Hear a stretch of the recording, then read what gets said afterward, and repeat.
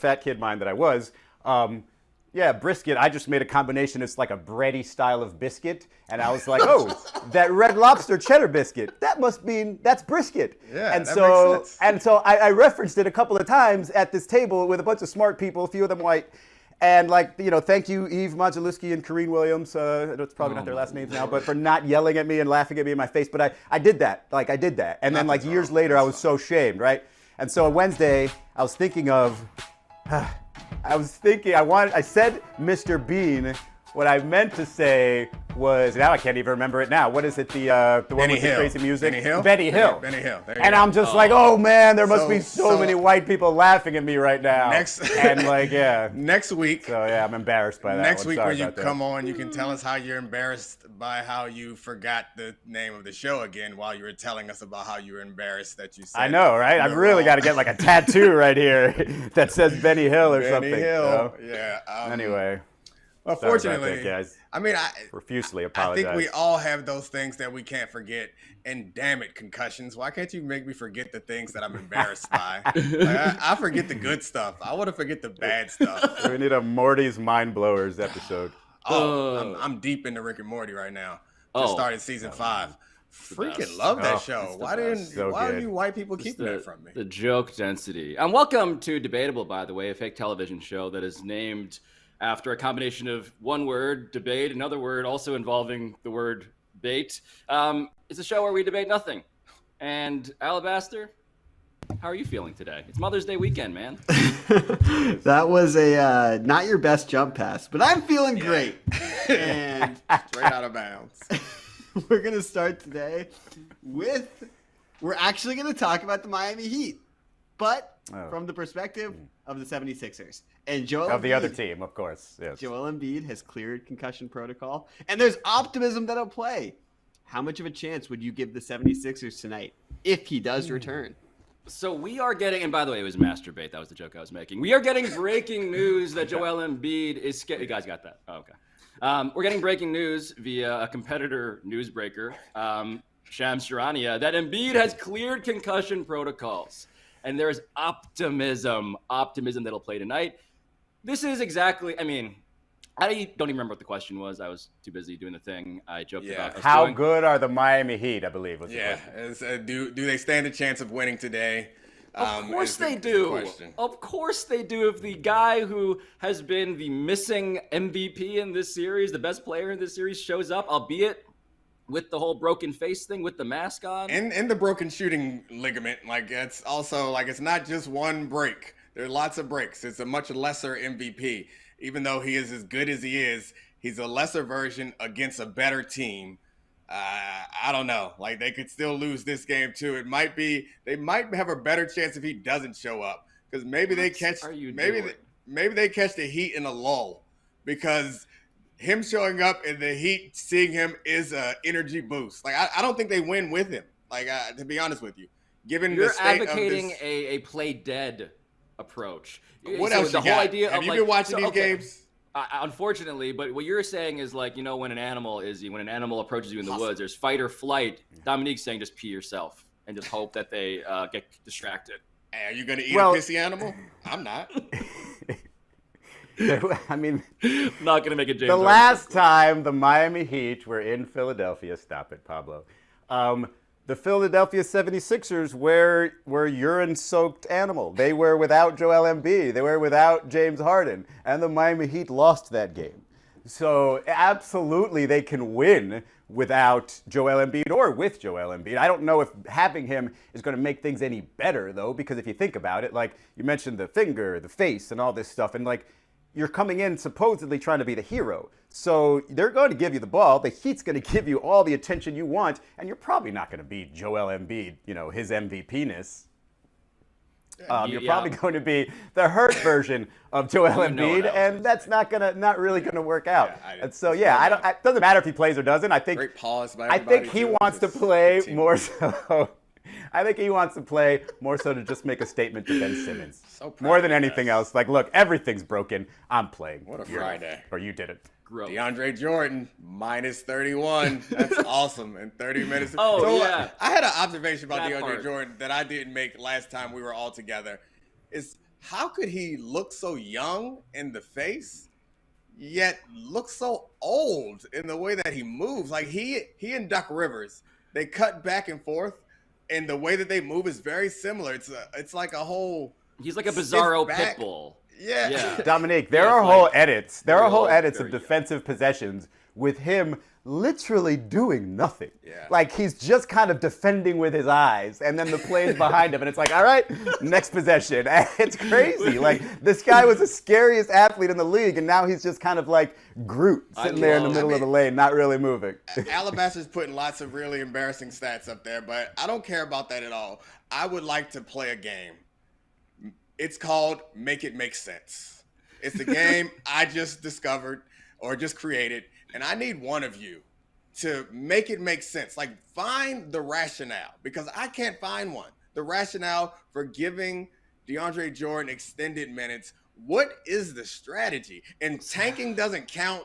Trying to get fired so you can coach LeBron for the Lakers, that doesn't count. I need a real strategy from one of you for why he keeps playing him as if he thinks it's going to help him win. I unfortunately have asked myself this question a lot, and I do have a theory of Doc Rivers, right? Because this is a question about why is Doc Rivers making decisions that lead to bad outcomes, even though everybody is predicting those outcomes are going to be bad. And he is the sort of dad who likes to lose his way.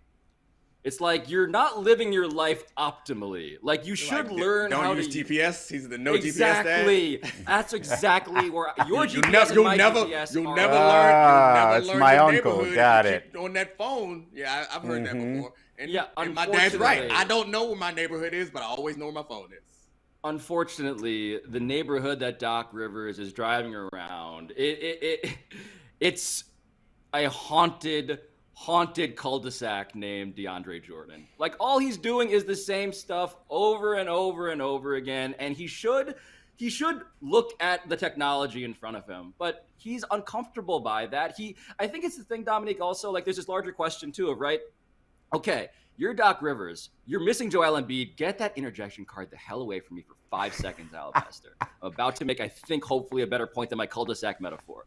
But the whole point of the Sixers is that you're missing your MVP. You need to increase variance, right? Like when you don't have Joel, you should be trying to roll more dice as opposed to few of them. And he just doesn't want to take chances. He is risk averse in all of these ways.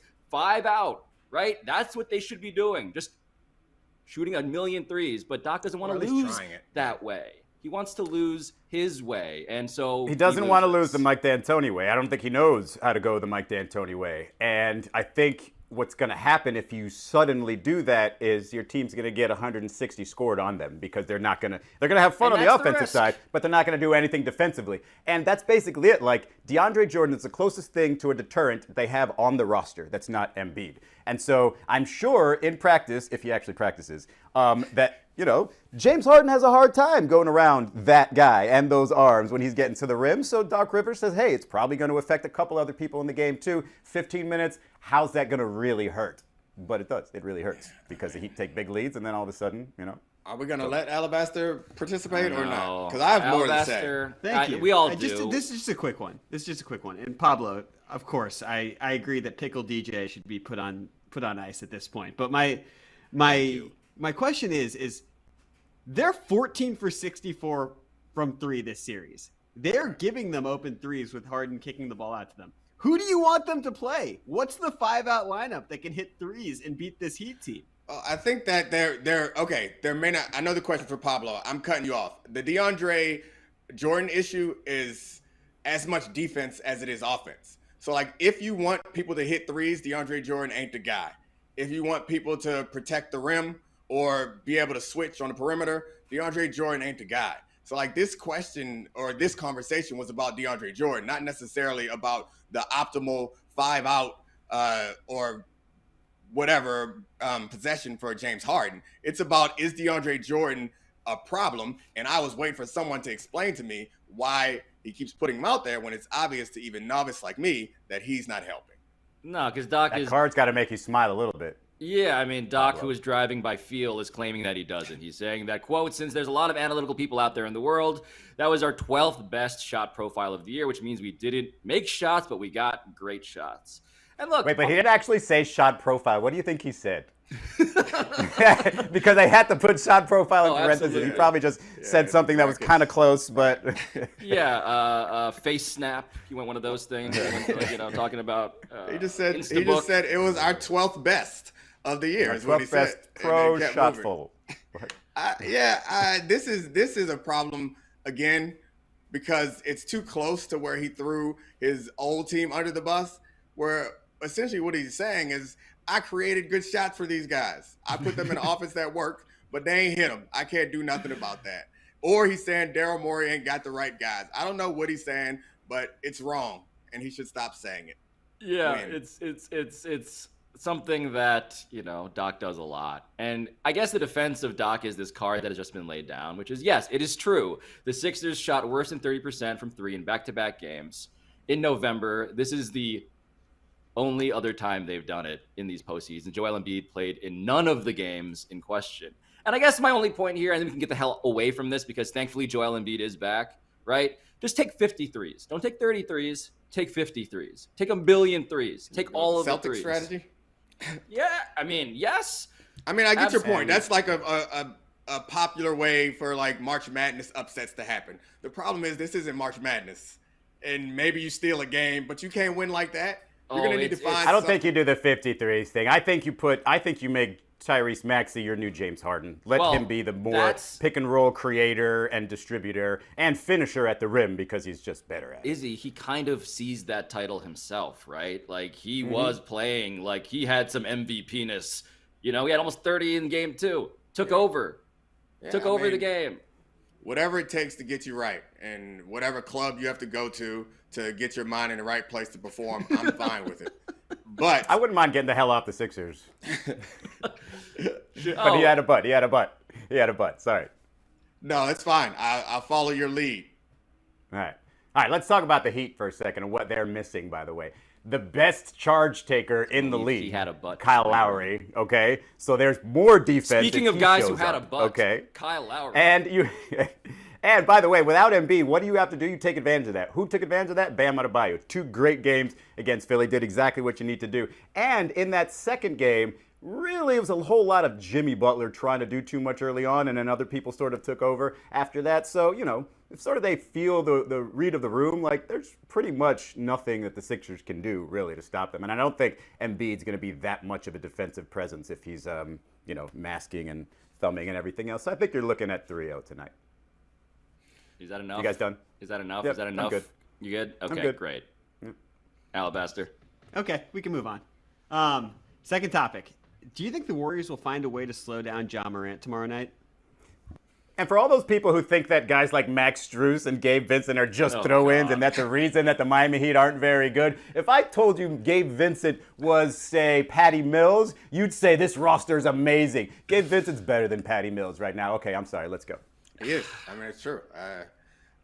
They don't need him all the time. This is the only time. The Heat is probably the only time I can remember where a team actually had depth. I think we say and use their depth in the playoffs. We talk about teams as being deep, but when we get to playoffs, they tighten the lineups to a point where the depth doesn't matter. The Heat actually have depth, which is awesome for them to be healthy, but it's terrible for us to talk about because who wants to talk about Gabe Vincent? Like, I want to talk about Ja Morant. All right, let's talk about Max Strus then. People don't think he can defend. It's only because he's white. It's the only reason they don't think he can defend. Who wants to talk Watch about the Max games, Strus?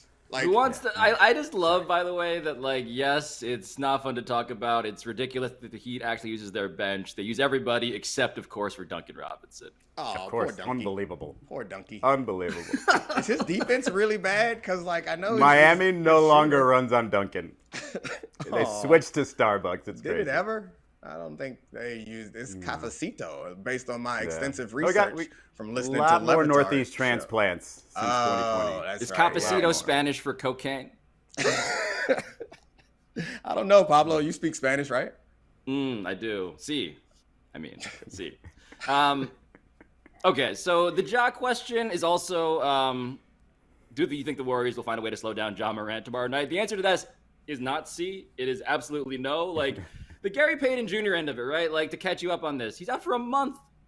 He's out for a month. He's the only guy. And to use Domonique's phrase, which is now just rattling inside of my brain forever, he's the only credible defender of Ja Morant on the team. He was 3 for 8, Ja, against Gary Payton II, not Gary Payton Jr., as we discovered 2 days ago. Oh, I read the whole article. People. I got off of here. I got a read story the about whole that article. we'll get to at the end. There's a Bleacher Report article that I'm assuming that's where Alabaster got that information from. Read it all. Then in my group chat with some of my basketball friends who played in the NBA and stuff, dropped it on them. They didn't know. And I was the star of the group chat. Like, did you know? That's what while we're here, is. Make you while the we're star here, of your group chat. That's what we promised to do. I mentioned that during a break and around the horn the other day, and Frank Isola told this great story about he was with his family, I believe, in, I think Orlando. It was somewhere. Maybe it was a more exotic location than that. But they were at a hotel resort, da-da-da. His young daughter comes back, and he goes, Daddy, it was so cool. I was playing with these kids, and there was this one kid named Gary Payton, and there was this other kid also named Gary Payton. And I was just like, you've got to be kidding me, Frank. Like, that's unbelievable. You've known that this entire time. I hope Junior is really good at something else. Oh, no. I used to hope think Junior is like an artist. I hope Junior is goes to Regents High School. I don't know. But I hope he's got something else going, because it would be tough. I hope Junior doesn't try to Google himself ever, is my main takeaway. Because yeah, you're not finding anything about you, buddy. Yeah, I had that incident. Did you see Marcus Smart next to Al Horford's son, and people thought Al Horford's son was like a baby? You didn't see that? No. So there was a tweet where somebody there was a picture of Al Horford's son standing next to Marcus Smart. Somebody tweeted out damn, Baby Horford's already tall as Marcus Smart. And then Baby Horford responded with, bruh, I'm 24. Wow. The interwebs. Ja Morant, no. Wow. They should have last no. game. I would have wondered. I mean, they weren't able to stop him. Down the stretch, he took all the shots. And Steve Kerr is a very smart, respected coach who unlocked the Warriors offense. I guess it was by mistake or by injury that they ended up with Draymond. But anyway, the point is we respect Steve Kerr as a coach. Yes. Why didn't they double him at any point? Give him another look. Make him do something different. He's at home having a ball, doing everything he wants, and y'all just watching we can shoot. We can just keep shooting. No, the way that Miami defended James Harden is how the Warriors should be trying, in my amateur opinion, to defend Ja. Dominique's right. They didn't throw, here is Steve Kerr on whether the Warriors will double team Ja. Quote, it's on the menu. Why the hell haven't you ordered off the menu yet? It's always so far they've been enjoying things. It was a 1-point game. It was all right, he'll have his theatrics. We'll finish the game off, and we'll just go back to San Francisco up 2-0. But I think maybe in the last possession or two, switch up. Give them a little different look. And I think maybe. I think maybe it could have worked. But I think what you're seeing here with the Warriors is this whole concept of them being, the Warriors, even before KD. If you go to a death lineup that even includes Harrison Barnes, that was defense. There was defense there, whether it be Draymond Green, Klay Thompson at his peak, Kevin Durant. This group can't defend that way. Draymond can. The rest of them can. This isn't old Klay Thompson either. And so Andrew Wiggins is a very capable defender, a plus defender, but still probably not Andre Iguodala in terms of defense. And so I think, you look at this team, and I think teams think that they can attack him. And who's the best guy in the paint in the league is Ja Morant. And so I think he's going to have a field day until they do something absolutely different. And Poole is not a defender either, as we saw Ja Morant make highlights on him. I think at one point, Curry's considered now average to slightly above average defender. Better than you think. At one point, he was the worst defender on their lineup of death. He's not that anymore. It's he might be better than Klay. Maybe just because he's shorter, maybe he's not. He's definitely better than Jordan Poole. It's hard when you got to hide a bunch of people on defense. So I'll take my words back. I'll defend Steve Kerr, because you have to remember that Ja Morant hit 5 threes, which they were backing off of him. Yes. Which, if he's going to hit those shots, they're going to win. And he played a out of his mind game, and you have to assume, and they were still in it. So you have to assume that maybe they should take it off the menu. the doubling. No, I mean, look, Ja, yeah, he was 5 for 12 from 3 in that game. He was 9 for 23 in the series. He was 4 for 20 against the Timberwolves. That was their strategy. Just sag off of him, make him shoot. Right. And at this point, I think But what I don't the understand strategy needs to change. is maybe you guys saw this also. I also watched the sag off. What's the point in sagging off if he can also get to the basket? Well, this is the other question of like, how do you make Ja Morant go right? Because he's going left on 70% of his drives as of game 2. 20 of 26 go left. 68% of his drives on the season go left. Like, I watched a bunch of his drives in that game, and I heard people saying that, and I don't have as much of a problem with him getting to his left as I have a problem with him getting to the lane if you're sagging off. So like no one is quick enough to stay in front of him. So like he's not a terrible player. Like he's not like me on my left hand. So like you force me to my left hand, then I might throw it off my foot. Like you can't just completely shade him to the point where you give him his right. He can still get back left. He's that quick. So he can like still spin left, spin right easily. It's not fair to say like take away his left because they don't have anybody who can make it hard on him to his right. It's fair, Izzy, right? Like you pointed this out. Like he's good at his right too. About the same points per possession for the Grizzlies on the season for Ja, no matter which side of the court he's driving. But it just feels like you don't let him order off his menu whatever he wants all the time, right? He's ordering the same thing. Make him uncomfortable. Sure. Make him uncomfortable, whatever that means. Try something different. Yeah, but maybe this is just like we're all finding out together, just like I was talking about with Gabe Vincent and Max Strus, that there is a depth to the Grizzlies. There's a reason they were this good. There's a reason they were that good without Ja, because we talk about, let's just double him. Well, didn't Zaire Williams come in when Dylan Brooks got kicked out and hit a few threes? Don't we have Desmond Bane on there as if he were on the Warriors would be a third splash brother or a fourth splash brother? He's one of 3 players, Steph and Clay are the other 2, to have consecutive games of 7 or more three-pointers. Like, they have weapons around him that can make you pay for all that stuff. So it's quite possible that this just becomes sort of a duel. Like, we'll just see, hey, can that team overcome this, former 73-9 greatness? And maybe they can. Yeah. Oh, go ahead. I was going to say, is Izzy, are you still thinking that Desmond Bane's too jacked? His biceps are too strong? Far too strong. Yes, I mean he needs to chill. Like seriously. Like and I will say though that hold on. I just saw your bicep as you readjusted yourself. You cannot talk about someone who needs to chill on their biceps as I see those bulgers. Well, that's why he needs to chill. I'm sorry, I'm just gonna hold it. That's why he needs to chill. Okay, it's like there's a reason. There's something that I sort of am a little bit known for. So muscular hands. Relax. He's already a professional athlete. Unless Desmond Bane lays down on a train track, Izzy cannot even begin to critique. I mean, I think the more we talk about it, I think the right thing to do is not to double Ja Morant, or at least not consistently. I think maybe they should throw it at him every now and then just to mix him up.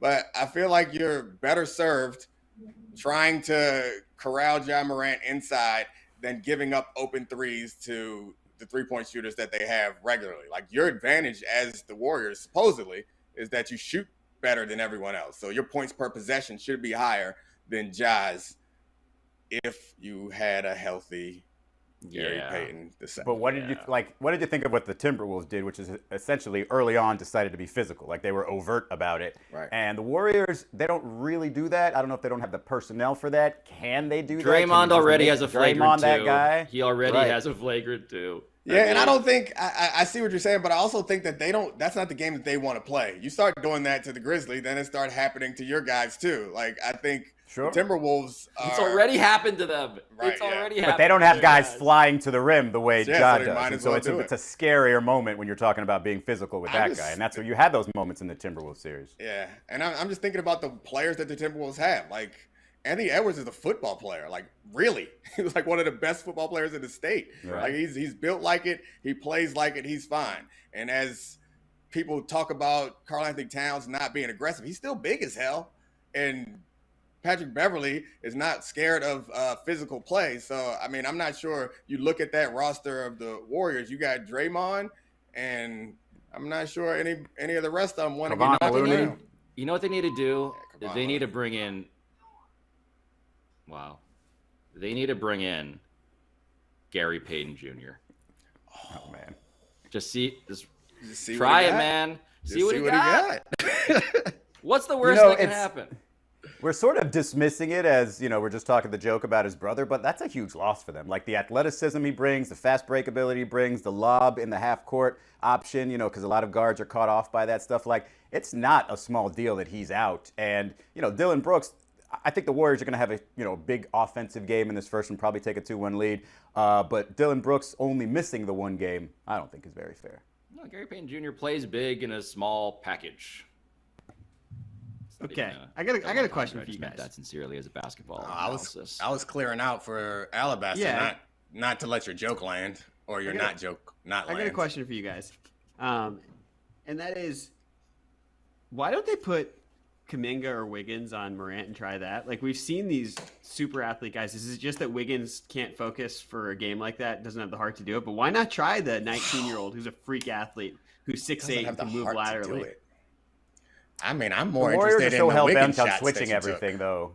It's unless they're going against their switching defense, then Ja's just going to hunt down the right person. Like, it's never, unless you're talking about late in the shot clock, maybe, but if you force it, but I don't see the initial individual matchup being much of an issue because they're so intent on switching everything.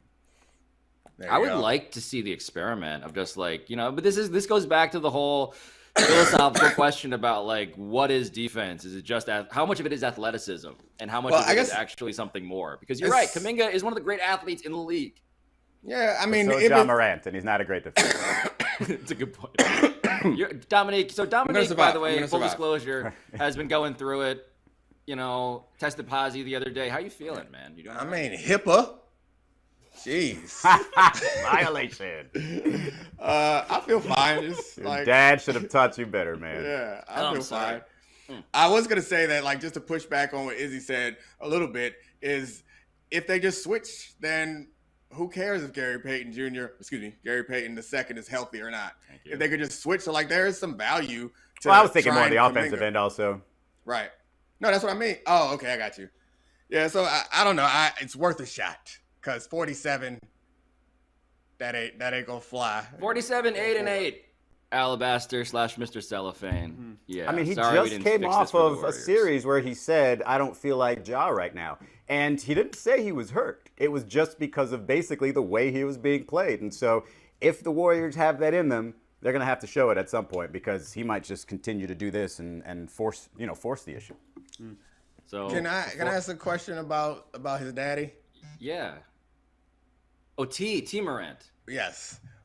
If you had a son doing what Ja Morant's doing, I mean, what would your behavior be like, Pablo? I'll start with you. I mean, I just wonder. I don't know if I would be all up in this many videos. Okay, gotcha.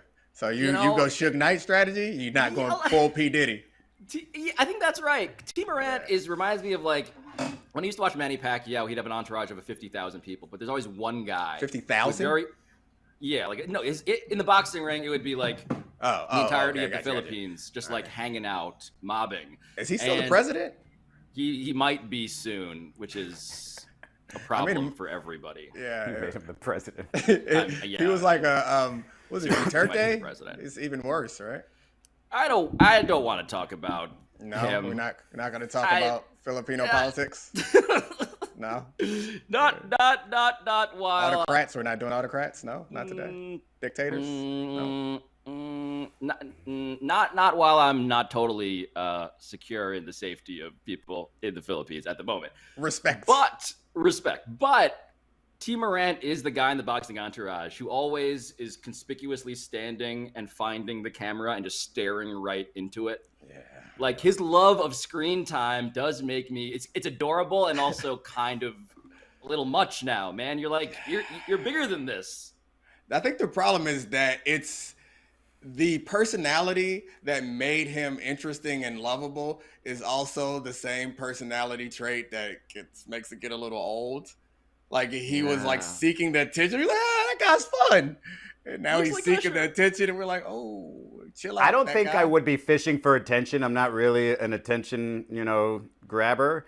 I think I would just say to myself, Domonique, what's that look for? I'm sorry.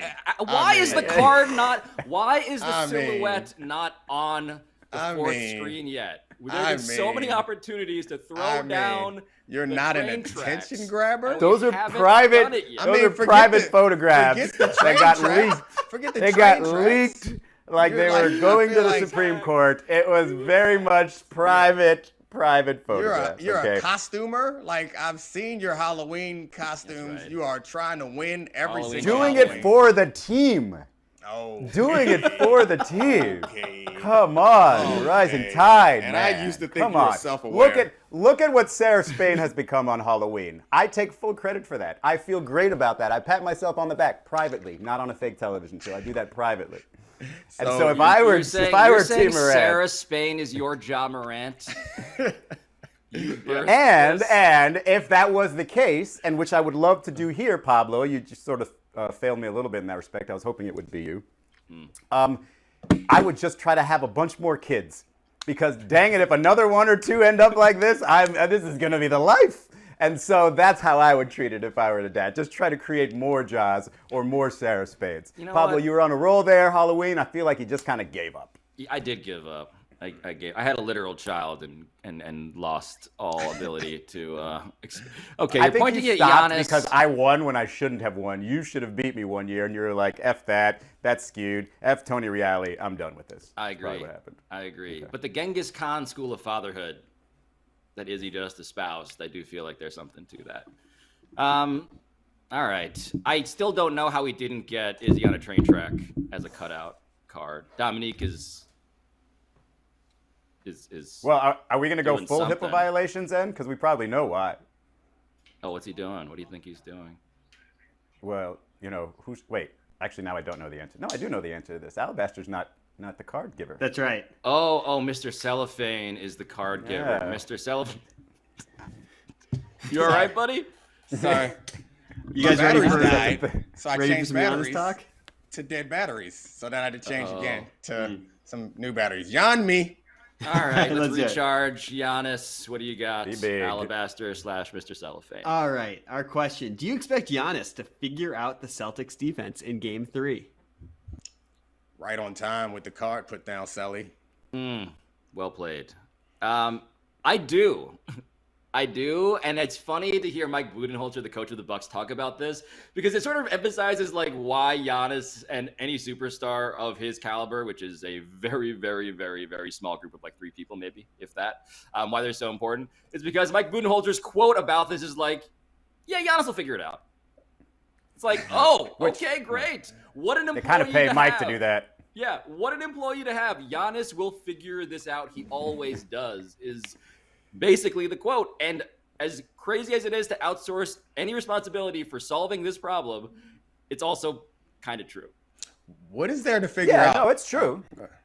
Well, I was going to say, but I think what really this comes down to, so Giannis figuring it out is, it's not like the Celtics are going to stop giving him all this attention. Giannis figuring it out is, man, please make that 3 when I kick it out to you.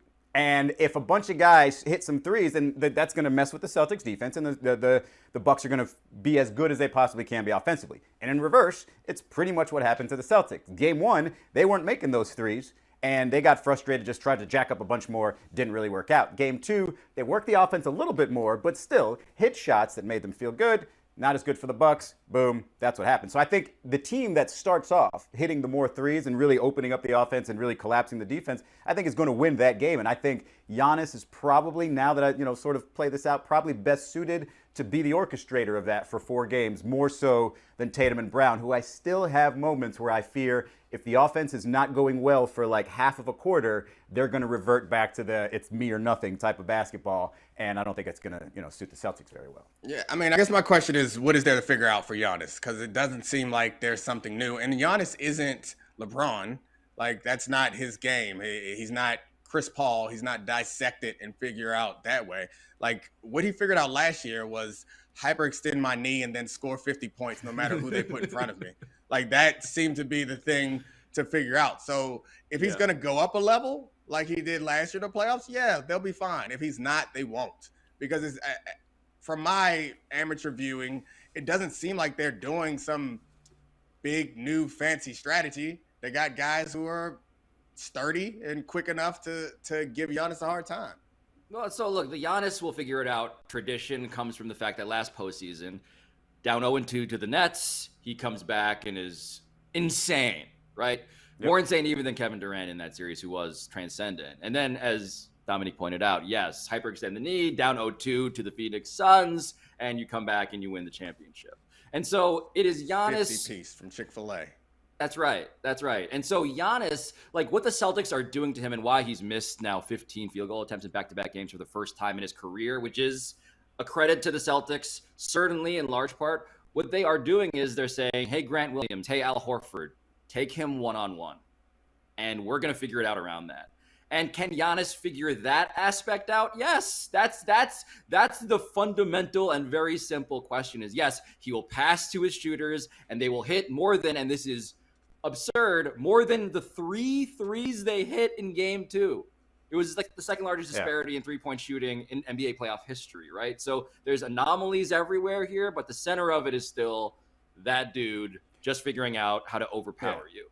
They definitely went to that more of, hey, try to beat me one-on-one. And if you're going to go to that for 7 games, I think he's going to get not only more comfortable with it, where he's not going to just shoot, 15-foot fadeaways, but he's just going to get to the line a ton. And he's probably going to get comfortable there if he does it enough. And so, I think you saw different and so, this is, if Giannis is going to figure it out, you're going to get all kinds of defense. When are you going to see it? Can you predict it? And can you make the right play from there? And again, when he went all Shaq-like against the Suns with, a broken leg, I think, he said to himself, worst case scenario, I can just get in the paint and beast. And that was with DeAndre Ayton. And so I do think against Robert Williams, he can still do something similar.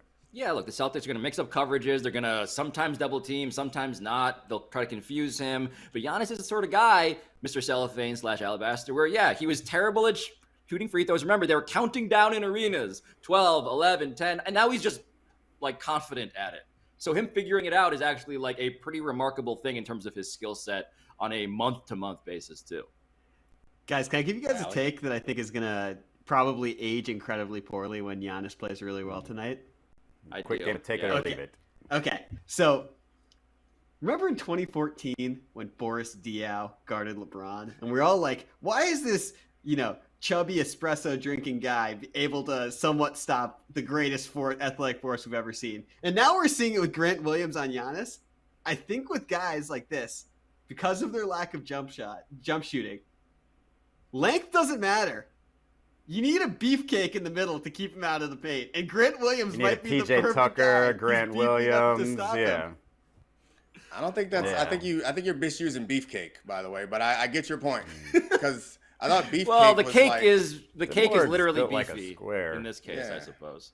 Yeah, I guess he's being literal, like it's a cake of beef, not like that's right. Not the colloquial beefcake is a sexy man. Like Izzy's a beefcake, but I guarantee you, Izzy don't got nothing for Giannis in the paint.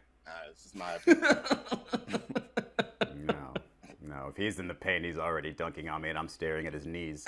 I do think the Grant Williams, the PJ Tucker, short typewriter feet, would probably be great offensive linemen. I think are the perfect type of defender for Giannis. Again, eventually he can still make a move or two and draw fouls. I just think he'll settle for the jumper until he misses a couple, and then all of a sudden he'll, as we asked, figure it out. And so, I don't think there's any singular defender. Jason Tatum's probably the best matchup for him, but covering, Kevin Durant when you're sure he's going to pull up from 18 feet is entirely different than, a guy coming at you head first to the rim and he's all arms and legs. Yeah, I think this is the Middleton issue is what keeps rising up because the point that you guys are making is that he needs to pass out to open shooters. No, Middleton's huge here. Yeah, pass out to open shooters, which also they're not double teaming him often enough for that to be the complete diet. And so to ask Giannis to do as much, be the facilitator, and also be the number one scoring option is a lot to ask him when you're also asking him to be the anchor of the defense. It's really nice to have Middleton to throw him the ball every now and then. Take a couple possessions for me and give the defense something else to worry about. And maybe Grant Williams has to go over there. Or maybe Tatum is over there. It changes. Or Chris the whole Middleton dynamic. runs the pick and roll with Giannis as the screener, and then there's just a nightmare. Which is why I think that Drew Holiday pretty much in these home games needs to really put his stamp on this series and just be the clear second best player on their team, give you 25 and 10, and that's how I think that really opens up the offense for Giannis. We've had very little James Harden nightlife in this episode. I know. When Alabaster was talking about how length doesn't matter, I was like, is that a thing? Oh. I guess, like I could make that into a Wow, thing. that would be a but- very unpopular strip club. I know. Well, I mean, it might be. Maybe it's talking about the clientele, not the performers. I don't think I'd want to go there either then. Yeah. You have to go in with your hood up. But if you and go there, sunglasses you go on. there and you don't realize that that's what you're going to. It's just like, wait a second, I shouldn't be here. Oh. You run into a coworker like, oh, I didn't know this was. I thought this was Chipotle. I didn't know you had a. I'm sorry. Oh my lord. Oh man. It's like I the can't wait opposite to of a go big to and the tall MVP store, club. but a strip club. All right. Yeah, I think we completed that course. Dessert time. Oh, we ain't All right, done guys. who done it in a while. Yeah, we're doing a couple rounds of Who Done It. That's the game where we'll give you a quote. You guys have a minute to come together and tell us who done it. Ooh, Look at those. Look at those arms. Beefcake. Speaking of Cake. of flamboyant beefcakes, look at that. Jesus. All right, guys. buoyant First quote. and beefy. I completely understand younger basketball fans embracing the three. It's all they know. What they don't know is how much better the game was without it. And your choices are A. Bob Ryan. Bob Ryan, stop Bob the Ryan. show. Bob Bob Ryan. Ryan. Bob Ryan. Bob Ryan. I don't even know if I'm Ryan. right, Could but have it's been Ben Bob Simmons. Ryan. Who knows? Yeah, it could have been Ben Simmons or Bill Simmons, but I'm gonna say Bob Ryan. Yeah. We all agree on Bob that? Ryan, final answer. The question is, was it a tweet or was it a CNN interview? It was a tweet. Okay. Oh, do we have the CNN imagery as well? Because it's the context that's important to understand and appreciate. It's not there. It is. I'm sure that was preceded by like a question mark or like an ampersand tweet because Bob was the king of the pocket tweets back in the day. Oh, Bob would gosh. just tweet Q sometimes before QAnon, and it was just Yeah, like, seriously. Is Bob Imagine how alright? crazy that would be if he did that 10 years later. It'd be like, Bob? Really? Bob Ryan definitely driving by feel. By the way, Yeah. He hates your GPS. I don't need oh that. my lord, Never gonna learn the city that way. that's right. You'll never appreciate how much fun driving was. Now that So- you have this GPS. He's also not right. I don't know. Like I occasionally go back. It's not often, but recently I've gone back to look at like some older basketball games. Oh, what's that like? They aren't better. Like they were They're great not. for the They're time. slower. So No, I got slow. it. I got an emulator a year ago, which like a video game emulator. Yeah, what I systems was- are you using? I was so hyped. It had all the systems. It had Nintendo, Sega Genesis, Super man. Nintendo, had GoldenEye. It had I gotta get this. Contra. It had no, you don't. That's what I'm here to tell you. The memory was so much better. I'm telling you, I promise you. I Really? was so excited. I hooked it up, playing Tyson Punch Out with my son. Tried to do Double Dragon with him, Contra, all the Yes. games, and then So I it's not tried better to with play, less buttons. Throw some chains. I Throw tried some to play pipes. Double Tried to Dragon. play That's a GoldenEye. strip club name for James Harden. Yeah.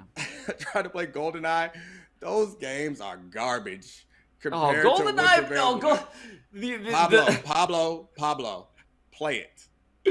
Play it. it's Do you so do you play like Call of Duty or something like a modern version of it? The last game I played, is like Red Dead Redemption 2. Okay. Seriously, which is like an immersive 4K. Yeah, okay. Like Okay, you're telling me the go- pixels are bigger than I remember. It's not even about the pixels as much. Like I can deal with the poopy graphics. It's like the simplicity of the game.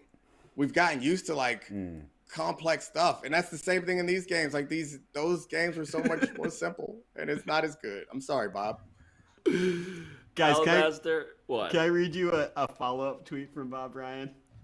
He Yes. continued to go down that thread and said, I couldn't be more correct. The three-point shot has ruined basketball, period. Actual period. Okay, can we do that thing where we just like edit popular GIFs on the show? And instead of Steph Curry, just like, can we just rail on something else that's actually ruining basketball? Like the take foul? Like, can we get rid of that for all time? Not calling traveling like the whole idea of like, oh, I wasn't under the ball or I wasn't on the gather. It's like, come on, like you're clearly carrying the ball like you're traveling. Izzy, That's what's ruining the game. The three-pointer? Come on. We're doing that. Okay, this is the Izzy's gears getting ground segment of Debatable. Yes. Wait a minute. Are you a person who's saying to yourself, Ja Morant is carrying the ball too much? Yep. Are you one of those guys? No.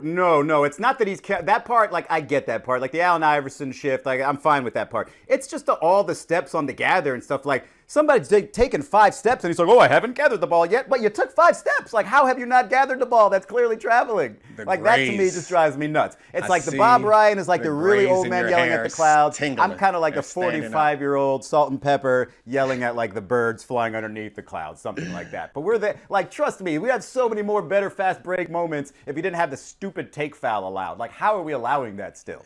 You are a junior Bob Ryan. Now we know. It stinks! 20 years from now, we're going to have whatever the new version of media is. They're going to be making fun of Izzy because he's upset about the too many gather steps. CNN, my phone number is 305-7. Sorry. Oh, don't give him the real one. 555-555-55. Hey, Pablo, did you give any Mother's Day wishes? Did anybody tweet you? Oh, yeah. So shout out to our audience. It is Mother's Day weekend. Shout out to all the moms out there. For instance, to Jill and Mrs. Primus, shout out to you. Happy Mother's Day. Nice. Marcy H., happy Mother's Day. Barb, happy Mother's Day. Ooh, Nettie. shout out, Barb. Nettie, happy Mother's Day to That you. picture's for you, The Nettie. most motherly sounding mother I've heard in a long time. Nettie, shout out to you. It's an awesome name. And no, I'm not going to give a shout out to Amanda Hug and Kiss, which is, I know what you're doing there. Good try. So, I will. Good. Hi, Mom. Look at that handwriting. Your mother can't be proud of that handwriting. She's so disappointed. Oh, Lord. What'd you do, Bye, Domonique? guys. You got flowers for? Oh, she there? You don't want to spoil the surprise? Yeah, that's why. He's quarantined until Monday, That's why conveniently. I don't have anything to tell you because I don't want to ruin it. The big surprise. I got a Mother's Day candle.